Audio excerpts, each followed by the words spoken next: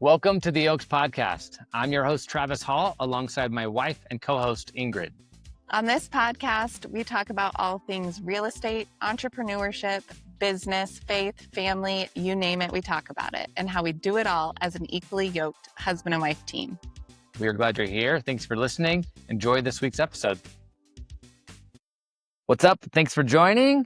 This is episode 27, and it's Ingrid and I, and our dog Boone is right here. So if you walk through the screen, it's him. Some days were like that. Exactly. We are excited. This episode's fun. We have been talking a lot about this and reflecting a lot actually on this because we leave for the happiest place on earth tomorrow. And so when this airs, we are going to be on Disney World. I think the day this airs, we're at Epcot. And I've never been to Disney World. Me neither. First time. So excited. Our kids are so excited. Yeah. I've been to Disneyland and I've been there as an adult. And so, we're super excited. Yeah, we leave tomorrow and it's going to be fun. And so, talk about. If someone was to ask you, hey, are you looking forward to Disney? What would you say? Right now, I would say yes. But that's what it took me a while to get there. And the reason is because we are busy. We're busy. We're stressed. There's a lot going on. Yeah. Our industry is hard right now. Mm-hmm. We could do hard things, but we just moved 1,000 miles away. We have listings we're selling. It's just a lot. Listings we're not selling. Yeah, we have listings we're not selling.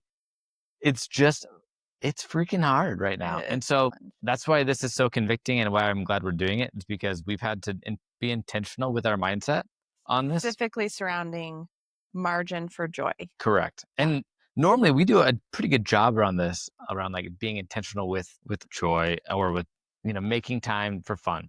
It's more naturally occurring in our cadence of life and types of personalities we have. And in our family, like we're very adventurous and find joy in easy things. But man, it has been a hard fought battle. And like it's important to talk about because we are battling like with you listeners. Like if you're finding yourself in this season, like it is a daily choice to find joy right now and to create enough margin to experience the joy. Oh, and that's why I love that we have this accountability platform called the Oaks Podcast. Yeah. Because for ourselves, like it does make you think and you have to like prep and, really think about it. And so this one's good because we definitely know it's important. Yeah. And we are actively living it right now. I mean, we had a conversation last night in the kitchen and it's like, we are excited. The kids are so excited. And that helps a lot with us. Like the kids are excited. We're excited. But I mean, honestly, like it is just a difficult season, and so let's dive into that a little bit. So first of all, like when you're not creating margin for joy, what happens? Like, what do you feel inside your body and in work and with relationships with family, all those things? Right. So, I mean, for me, like, who is a very naturally joyful person. Yeah. I mean, I am an Enneagram 7. And so like through and through, like I am a cup half full all the time. Yeah. Super. Some people love it and some people can find it annoying at times. But yeah, I mean, for me, whenever I'm feeling like I'm not making time for that. Yeah. I'm a chest stressor. I feel it right here. And so it feels heavy and I just feel like burdened, burnt out. Physically. Absolutely. Like lethargic and tired and like feel like I have to like fake it. Fake the joy and fake the happiness. Yeah. That's probably mine is like I am such an authentic person that when I am not naturally feeling joy, I start to feel inauthentic. I start to feel like I'm not like living as me, like, kind of putting on a different persona of like just trying. And I find that then I am not the best version of myself as a mom, as a coworker, as a, somebody whose clients have hired. I mean, I can really feel like inauthentic when I don't have that. Yeah. Well, and for you, like talk about a little bit because you are like the queen of efficiency. It's like your thing. But it also creates a rub sometimes when things aren't efficient. And it's like, and it's easier when you're not making time for that joy, peace, not making time for the calming and just the being, Yeah. like side of things. You're not Yep. when you don't make time for that, like it makes the efficient side like tighter, you know? Yes. Exactly. Well, Um, go ahead. well, I was gonna say, like, the difference too is being an entrepreneur, and I want to touch on being a Christian because we talk about joy like being a fruit of the spirit. It is not something that you happen into. God has gifted humans fruits of the spirit he's put inside of us, Mhm. but that doesn't mean that I'm like n- naturally have all this self-control because I'm a Christian, right? Right. As being one of the fruits of the spirit. So Well, and what is that verse? Let's talk about it real quick because we have it here. I was like, I have to remember them all. I know we have it. Galatians 5:22 through 23. Okay. But the fruit of the Spirit is love, joy, peace, patience, kindness, goodness, faithfulness, gentleness, and self control. Galatians 5:22 and 23. And I So think we have all those we things. have them and they've been gifted inside of us, At least right? we believe that. Yeah. And we have the ability to channel them and bring them up. But they need to be fostered Mhm. and they need to be stewarded and they need to be grown and they need to be fed into and given life. And I think And that's, practiced. yes, yes. Like that is one of the biggest things. Like joy doesn't just occur on accident, it is worked on. It's a choice. It's like, yeah, telling a child it's the same as self-control. Like, no, you can't just eat chips for every snack. Our kids would love to eat chips for every snack. I would love to eat chips for They every would. snack. Like, you have to teach them how to have self-control. You have to teach people how to have joy. Like, we have to teach ourselves, and we do that by experiencing it. And to do that, you have to have margin to be able to experience it. So let's bring it back a little bit to in reality, like if it was just solely up to us, we wouldn't do this right now. Just No. because if on the surface, the season, it just doesn't make sense. However, it is the perfect time Yeah. because we need it. And we need to be refreshed. We do. For We sure. need to be refreshed. We need to choose joy. What better place than to go to Disney World? I'm hoping Disney World in Florida in the middle of August is Yeah. going to be nice and cool and refreshing.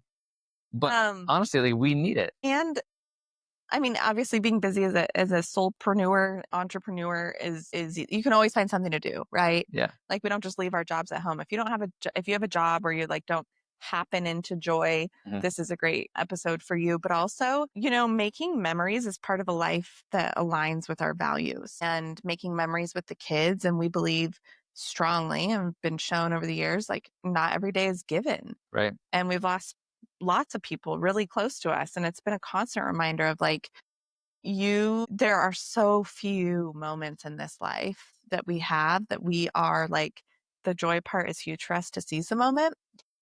And that comes down to finances. Like, are we financially able to totally go to Disney right now? No.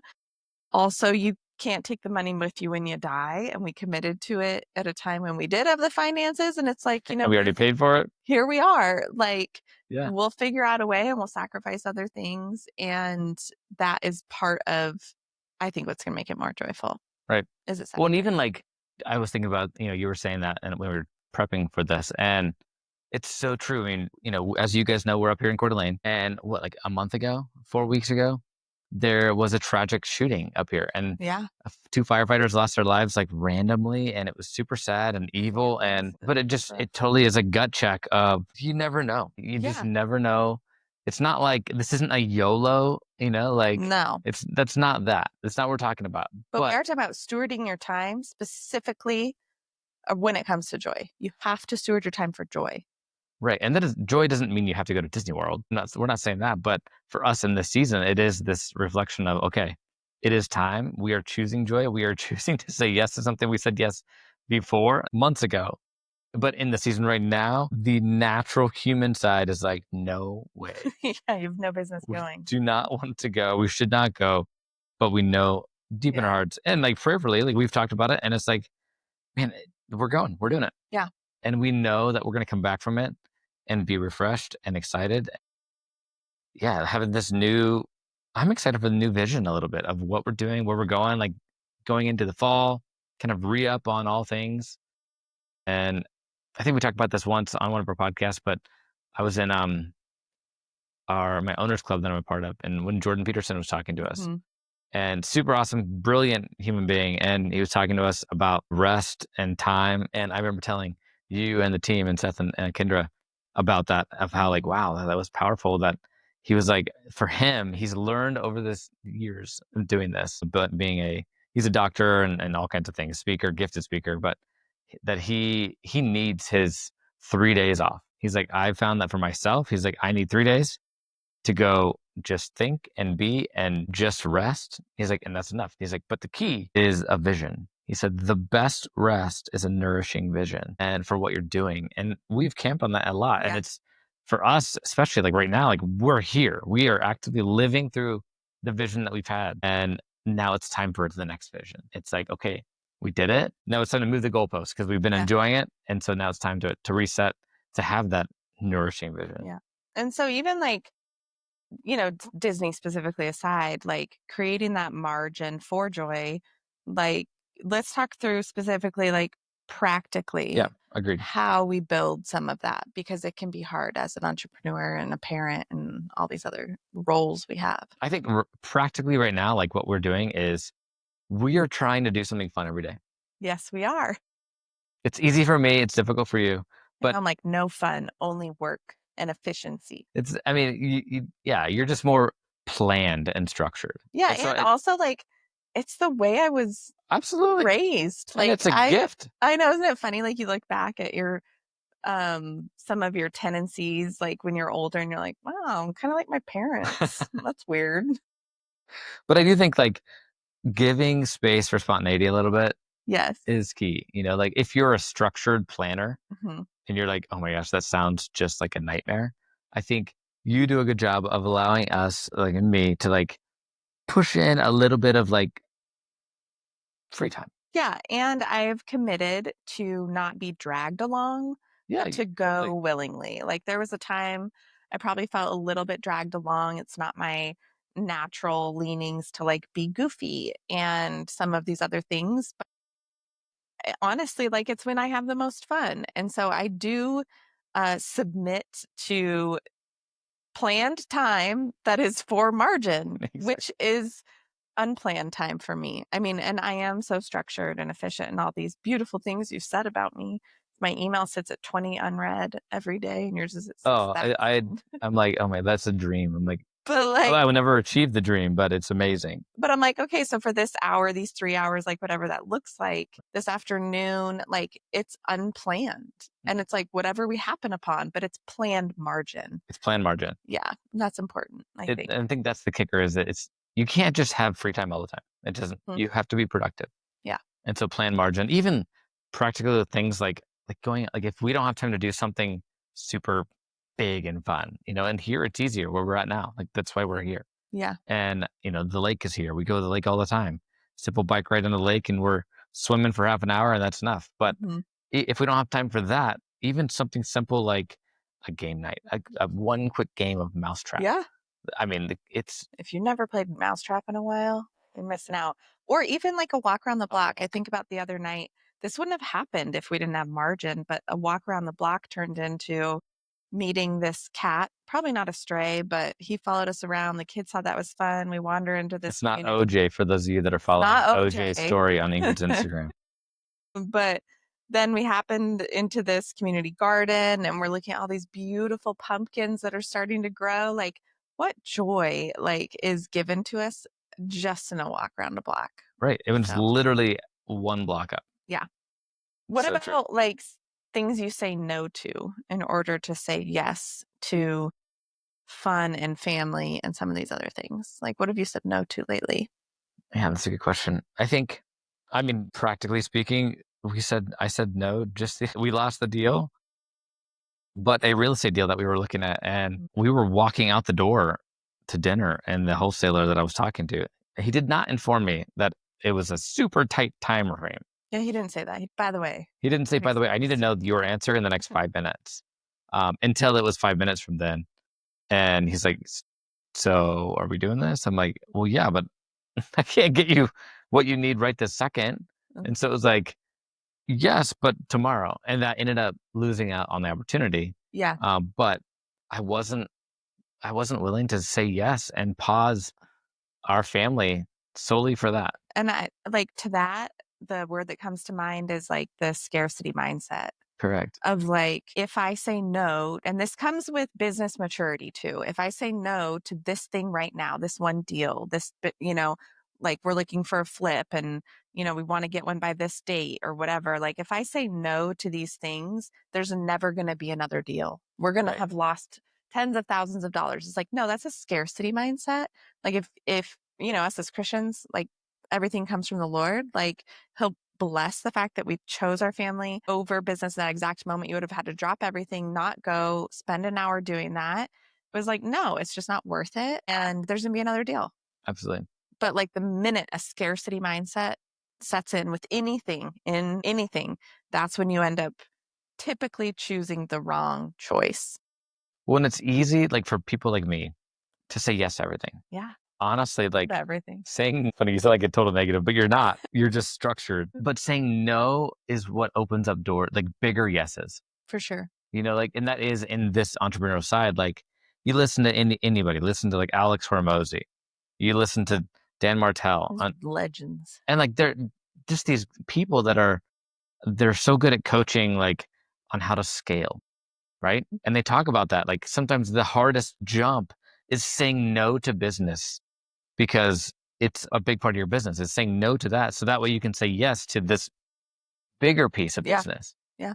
And it's so real. I think one of the cadences that comes to mind too with that is a seasonality. Like if your business has a seasonality, ours does, obviously, with the real estate industry, kind of this, sprint, then Sabbath. We're fortunate enough that it aligns with the school year. It's not but it's not like the medical field. You're not going to be like, okay, please stop getting hurt during Christmas break.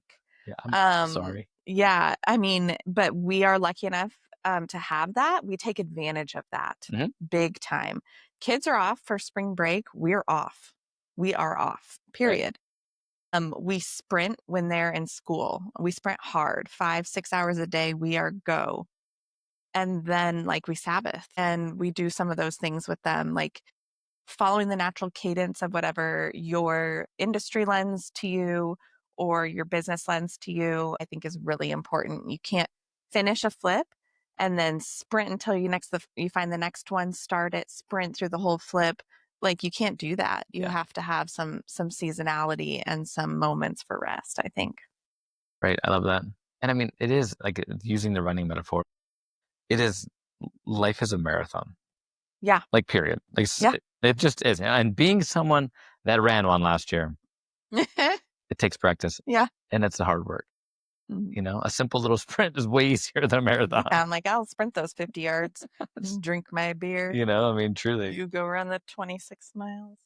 What about guilt? This is a big one I struggle with. But yeah, I mean, do you feel guilty when you take time off? Do you feel guilty when you spend money on, a vacation like Disney is not cheap? Like we're not, going down to the lake for a free 30-minute swim. Yeah, guilt is, I mean, to answer your question, yes. It's funny you say that. I asked that because I was having a conversation with Adam just the other day, good buddy, about like just life and work and where we're at and busyness. And him and I are similar in that we both have this kind of like, it's a downside, but it's like where you like idle hand syndrome a little bit, where you're like, if I'm not doing something, even though like we kind of did it on our notes, like busyness does not equal naturally just effectiveness. Yeah. You've been busy doing something, you're not actually doing anything. But they made fidget toys for people like you and Ed. Exactly. I mean, truly. I know. But I do feel guilty and I have to fight that. Yeah. I feel guilty when I'm not doing something. Yeah. It's not like I'm not the guy that goes to the beach and just sits. I have to try to do that. Yeah. It takes a lot of thought and like intentionality for me. Like I'm like, let's go play catch or let's go skip rocks or let's go do this. I know. Even the other day I collected rocks that all aligned with the colors of the rainbow. Yeah, that was cool. But that was a gift to my soul too. It brought me joy and the kids. And I will say, guilt is not a fruit of the spirit. No. If you go back to the fruit of the spirit, it does not say guilt. Well, and guilt around resting specifically, like even God rested. Right. God rested on the last day. And one would say going to Disney World is not rest. One might Our say that. kids would probably say it is, but this is a way that we rest. I mean, when you say rest, like everybody thinks of the stereotypic ways in which you rest. And there are some very biblical practices that, we've been given as Christians to follow and rest. And like, this is a rest for my soul. Mhm. Like, knowing how your soul rests is really important, because what one person thinks is rest is not what another person thinks is rest. So I can go to the beach and I can find a rainbow rock, snake, and that is rest for my soul. Like, you might go fidget with a car battery, and like that feels like rest, not work. Like, that's okay, but Right? to feel guilty about it is different, because even God rested and God calls us to rest. If you are not resting, like, that's a lie. That's a lie of the enemy. It's a total lie of the enemy.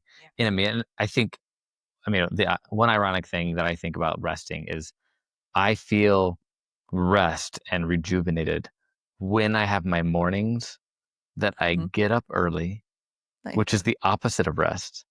Like I good. get set my alarm. I get up at 5. I have my quiet time, my coffee, my walk, Mhm. prayer walk with Boone or whatever I do.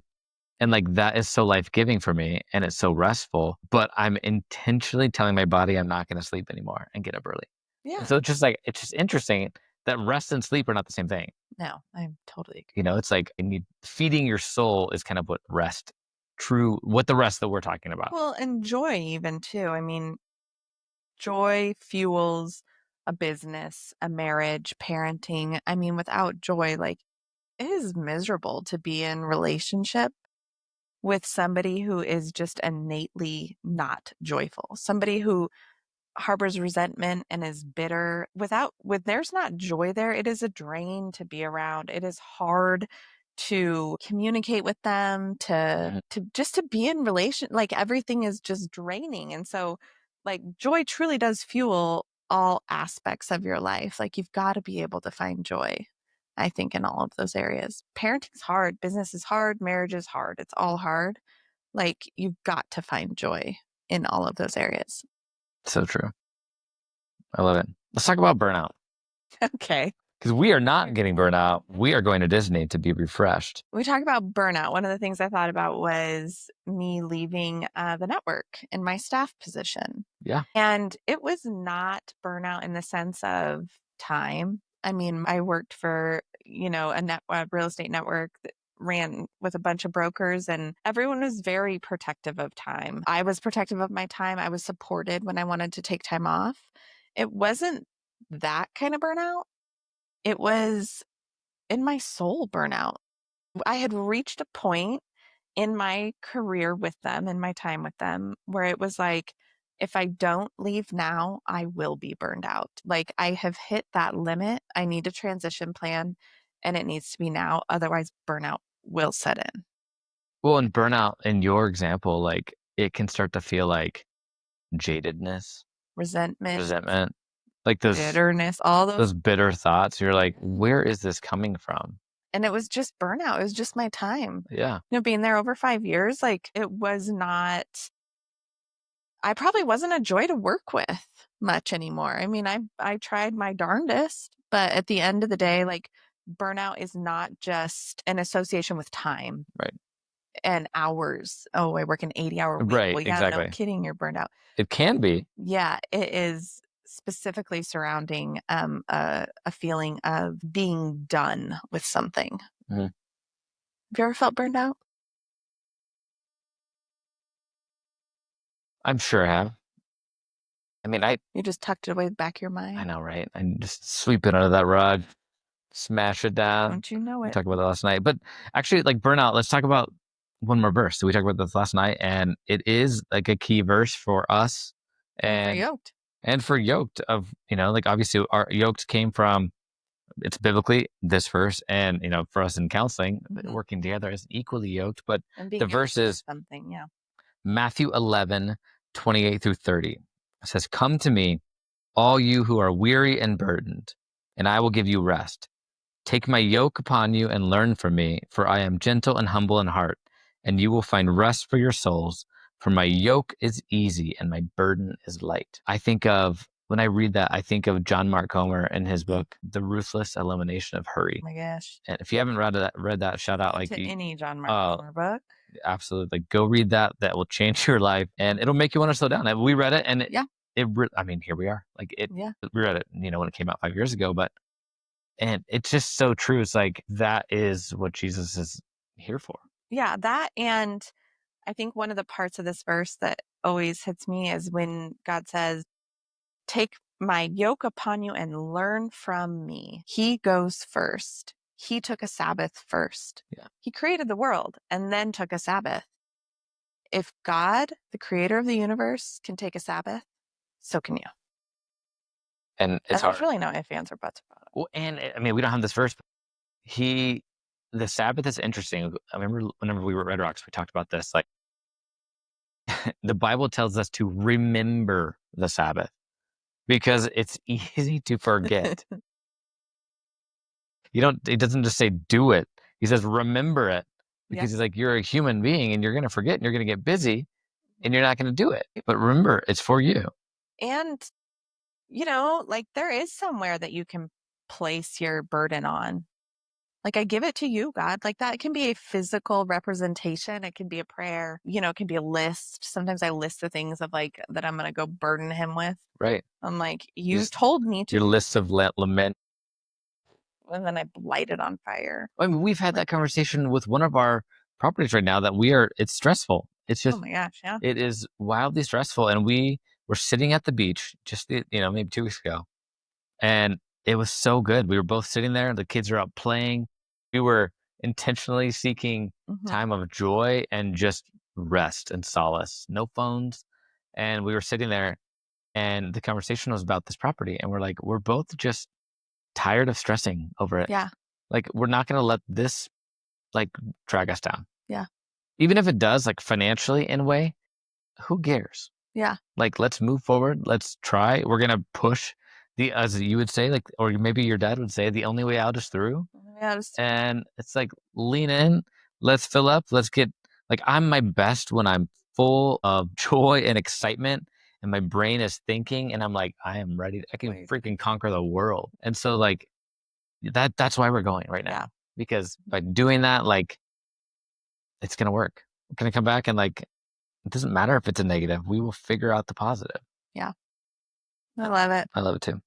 Let's talk about a couple of practical things because I think we're done. But I do think we gave some. But any other practical, like, and if you're listening to this, you're like, man, I need rest. I need joy. I need something. What do I do? I'm tight on time. We got a busy life.